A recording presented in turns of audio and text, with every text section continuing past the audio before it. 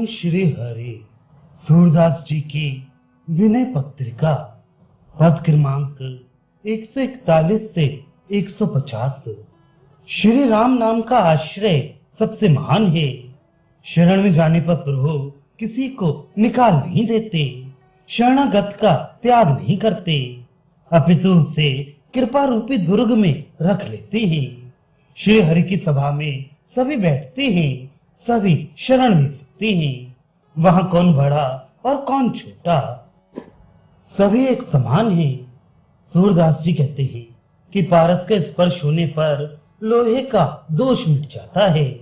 इसी प्रकार भगवान के शरण होने पर जीव के दोष नष्ट हो जाते हैं। भला वही है जो राम का गुणगान करता है। श्री हरि की चरण सेवा में लगने पर चांडाल भी श्रेष्ठ हो जाता है, सत्कार योग्य होता है।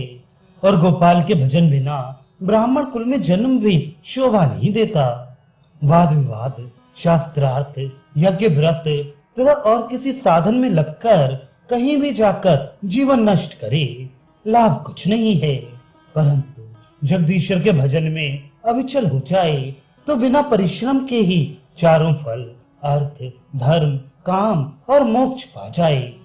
चाहे भ्रमरी के समान दसों दिशाओं में दौड़ता रहे, परंतु भगवान के चरण कमलों को छोड़कर और कहीं शांति पाने का ठिकाना जीव के लिए है नहीं।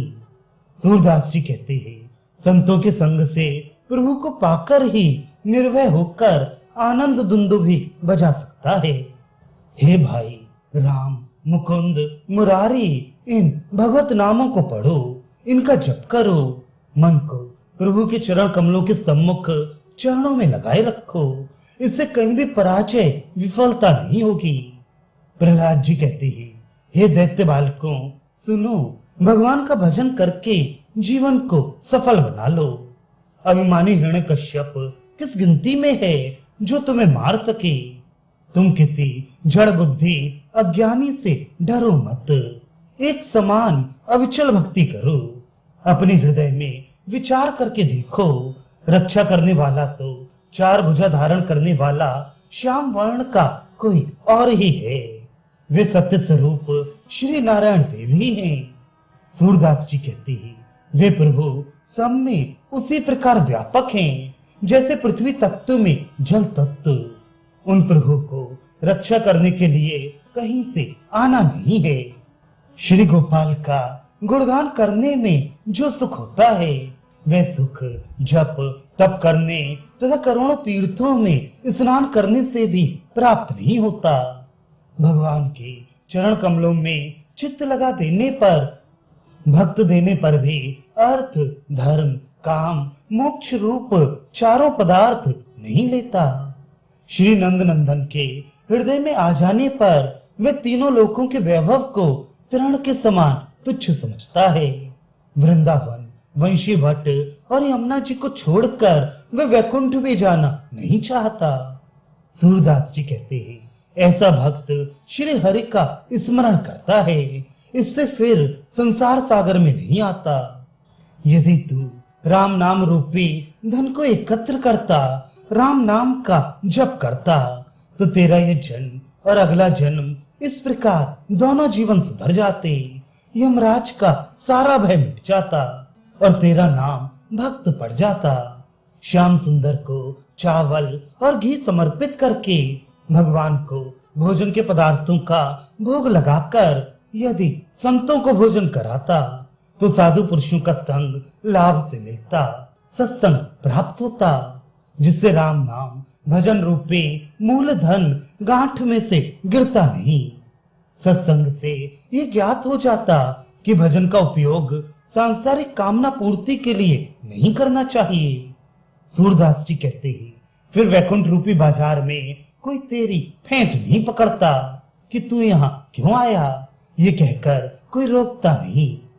इस कलयुग के समय में दूसरा कोई विधि व्यवहार साधन नहीं रहा है, केवल श्री हरि के नाम का ही सहारा है।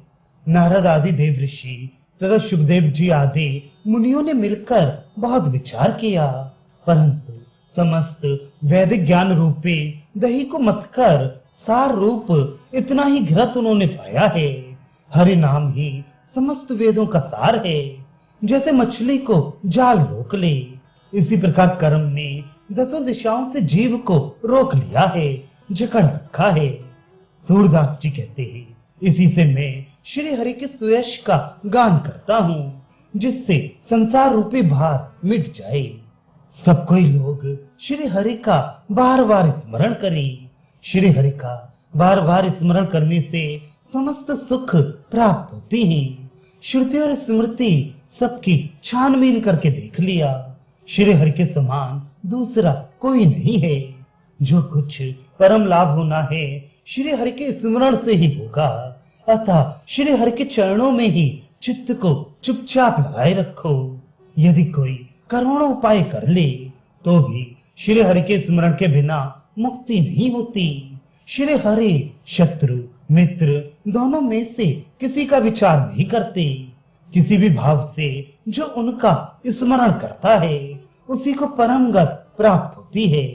इसलिए सभी कोई बार बार श्री हरि का स्मरण करो। मुनि देवता आदि सभी लोग श्री हरि का गुणगान करते हैं। श्री हरि अमीर गरीब दोनों में से किसी को नहीं गिनते। जो भी उनका गुणगान भजन कीर्तन करता है उसी की मुक्ति होती है। जिसने जहां भी हरे हरे हरे इस प्रकार नाम स्मरण किया उसे वही श्री हरि ने दर्शन दिया। श्री हरि के बिना न इस लोक में सुख है न परलोक में। अतः जहां तहां सर्वत्र श्री हरि का बार बार स्मरण करो। सूरदास जी कहते हैं, सौ बात की यह एक ही बात है कि दिन रात सर्वदा श्री हरि का स्मरण करो। जिव्या वही सार्थक है जो श्री हरि का गुणगान करे। नेत्रों की यही शोभा और चतुरता है कि वे श्री मुकुंद के चरणार बिंदों की शोभा का ध्यान करें। वही चित्त सचमुच निर्मल है जिसे श्री कृष्ण को छोड़कर और कुछ अच्छा न लगे। कानों की यही महत्ता है कि श्री हरि कथा सुनकर उसमें अमृत के से स्वाद का अनुभव करें। वे ही हाथ सार्थक हैं जो श्री श्याम सुंदर की सेवा करें, और पैर उसी के सार्थक हैं जो उनसे चलकर वृंदावन जाए। सूरदास जी कहते हैं, मैं उसकी बलिहारी जाता हूँ, उस पर निछावर हूँ जो श्री हरि से प्रीत बढ़ाता है। जब से जिव्या ने राम कहा, भगवत नाम लिया, तब से मानो सब धर्म साध कर बैठ गया। सब धर्माचरण कर लिया। पढ़ने में भला अब और क्या रह गया।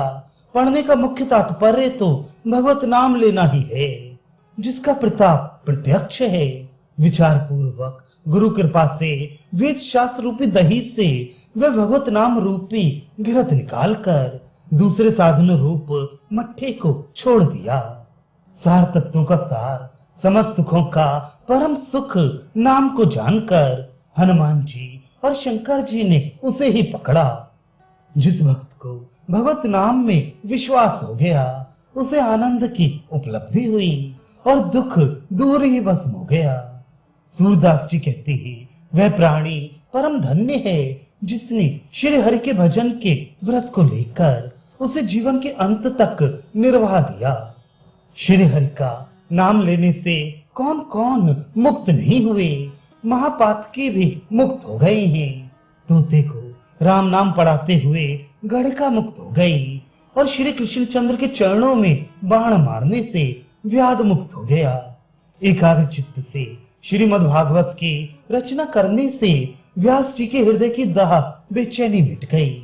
जिस भक्त के हृदय में जैसी प्रीत होती है, जिस भाव से वह भगवान से व्यवहार उपासना करता है, भगवान भी भक्त से वैसा उसके भाव के अनुसार व्यवहार करते हैं। यदि श्री राम की भक्ति नहीं जानी, नहीं की, तो सुमेरु के समान अपार स्वर्ण राशि दान करने से भी क्या लाभ। सूरदास जी कहते हैं, श्री हरि से जो विमुख है उसे करोड़ों युगों तक जीवित रहने से क्या लाभ है। अंत में तो उसे नरक में जाना ही पड़ेगा।